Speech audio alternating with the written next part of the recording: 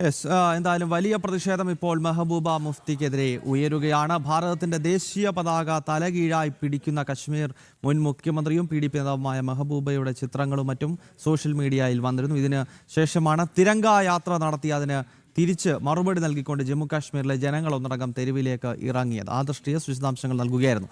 വാഹനാപകടത്തിൽ ഗുരുതര പരുക്കേറ്റ വയോധികനോട് പോലീസിന്റെ കടുത്ത അവഗണന. തലപൊട്ടി രക്തം വാർന്ന് കിടന്ന വയോധികനെ പോലീസ് ജീപ്പിൽ സൗകര്യമുണ്ടായിട്ടും ആശുപത്രിയിൽ എത്തിക്കാൻ തയ്യാറായില്ല. ഓട്ടോറിക്ഷ ഇടിച്ച് പരിക്കേറ്റ 65-കാരനെ വഴിയാത്രക്കാരന്റെ ഇടപെടലിനെ തുടർന്ന് മറ്റൊരു ഓട്ടോറിക്ഷയിൽ കയറ്റി ആശുപത്രിയിലേക്ക് മാറ്റുകയായിരുന്നു.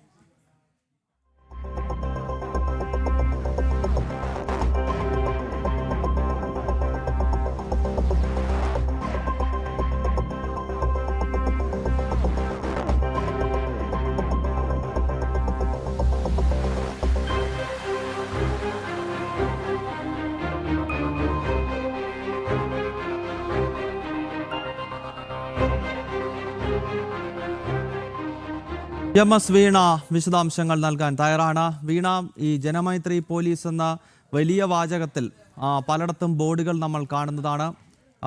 അപ്പോൾ ഇതാണോ ജനമൈത്രി പോലീസ്? ഒരു 65 വയസ്സുള്ള വൃദ്ധൻ ഇത്തരത്തിൽ മരണത്തെ നേരിൽ കണ്ടുകൊണ്ട് കിടക്കുന്ന വേളയിൽ പോലീസ് ജീപ്പ് അപ്പുറത്ത് മാറ്റിയിട്ടിരിക്കുന്നു. വേണമെങ്കിൽ അവസ്ഥയിൽ കയറ്റി അടുത്തുള്ള ആശുപത്രിയിലേക്ക് കൊണ്ടുപോകാം. അത് ഉണ്ടായിട്ടില്ല.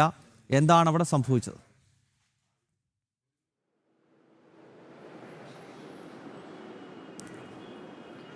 മനസാക്ഷിയെ മരവിപ്പിക്കുന്ന ഒരു കാഴ്ച തന്നെയാണ് ഉണ്ടായിരിക്കുന്നത്. കടുത്ത അവഗണന തന്നെയാണ് തുമ്പ പോലീസ് സ്റ്റേഷനിലെ ഉദ്യോഗസ്ഥർ കാട്ടിയിരിക്കുന്നത് എന്നുള്ള കാര്യത്തിൽ സംശയമില്ല. ദൃശ്യങ്ങൾ തന്നെയാണ് ജനം TV ഇപ്പോൾ പുറത്തുവിട്ടിരിക്കുന്നത്. കഴിഞ്ഞ ദിവസം വൈകിട്ടാണ് വേളി ഫുട്ബോൾ കോർട്ടിന് സമീപത്താണ് ഈ ഒരു ഓട്ടോറിക്ഷ ഇടിക്കുന്നത്. കാൽനട യാത്രക്കാരനായിരുന്നു. ആ ഓട്ടോറിക്ഷ ഇടിച്ചതിന് ശേഷം അയാൾ കിടക്കുന്നതിന്, ആ വയോധികൻ കിടക്കുന്നതിന് സമീപത്തായി തന്നെ ആ ഓട്ടോറിക്ഷയും മറിഞ്ഞു കിടക്കുന്നതായി നമുക്ക് കാണാൻ സാധിക്കുന്നുണ്ട്. തല പൊട്ടി ചോര വാർന്ന് കിടക്കുകയാണ്.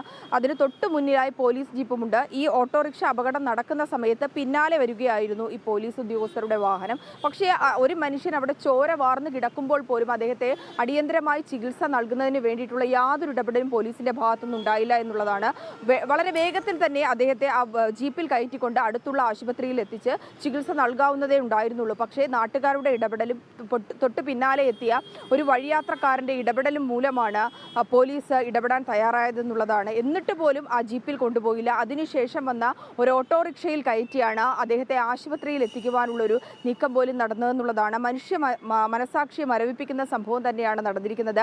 ജനമൈത്രി പോലീസ് എന്ന് പറയും, ജനങ്ങളുടെ സംരക്ഷണത്തിനും ഒക്കെ ആയിട്ടാണ് പോലീസ് നിലനിൽക്കുന്നതെങ്കിൽ എന്ന് പറയുമ്പോൾ പോലും ഇത്തരത്തിൽ ഗുരുതരമായിട്ടുള്ള ഒരു അലംഭാവം അല്ലെങ്കിൽ വീഴ്ചയാണ് ഉണ്ടായിരിക്കുന്നത് എന്നുള്ള കാര്യത്തിൽ യാതൊരുവിധ സംശയമില്ല. ആ ഓട്ടോറിക്ഷയിൽ അദ്ദേഹത്തെ കൊണ്ടുപോകുമ്പോൾ പോലും അദ്ദേഹത്തിന്റെ കാലടക്കം പുറത്തേക്ക് കിടക്കുന്നത് നമുക്ക് കാണാൻ സാധിക്കുന്നുണ്ട്.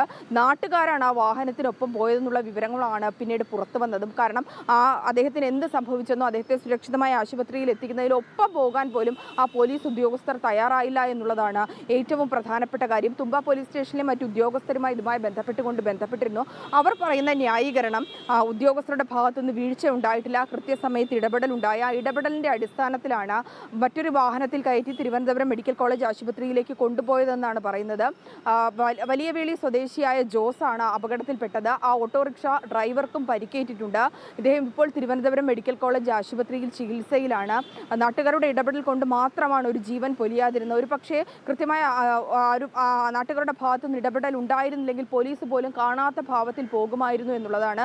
നിരവധി തവണ നാട്ടുകാർ ആവശ്യപ്പെടുന്നുണ്ട് അവിടെ എത്തിയ 2 പോലീസ് ഉദ്യോഗസ്ഥരോടും ഒന്ന് ഫോൺ ചെയ്യുമോ, ഒന്ന് ആംബുലൻസ് വിളിക്കുമോ എന്നുള്ളത്. പക്ഷേ ഫോൺ ചെയ്യുന്നത് മറ്റു പല കാര്യങ്ങൾക്കായിരുന്നു എന്നാണ് നാട്ടുകാർ നമ്മളോട് വിവരങ്ങൾ പങ്കുവച്ചത്.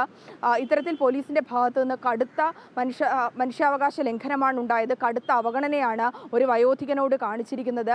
മനുഷ്യൻ്റെ അല്ലെങ്കിൽ സാധാരണക്കാരൻ്റെ അല്ലെങ്കിൽ പൊതുജനങ്ങളുടെ ജീവനും സ്വത്തിനും ഒക്കെ സംരക്ഷണം ഒരുക്കേണ്ട പോലീസിന്റെ ഭാഗത്തു നിന്നാണ് ഇത്തരത്തിലുള്ള കണ്ണില്ലാ ക്രൂരത ഉണ്ടായിരിക്കുന്നത്. എന്തായാലും ഇതിന് തുടരന്വേഷണം വേണം, നടപടി വേണമെന്നുള്ള ആവശ്യം തന്നെയാണ് നാട്ടുകാരുടെ ഭാഗത്തു നിന്നുണ്ടായിരിക്കുന്നത്. ഇത്തരത്തിലുള്ള കണ്ണില്ലാ ക്രൂരതകൾ അത് അംഗീകരിക്കാൻ കഴിയില്ല. നാളെ ആർക്ക് വേണമെങ്കിലും ഇത്തരത്തിലുള്ള ഒരു അപകടം ഉണ്ടാകാം.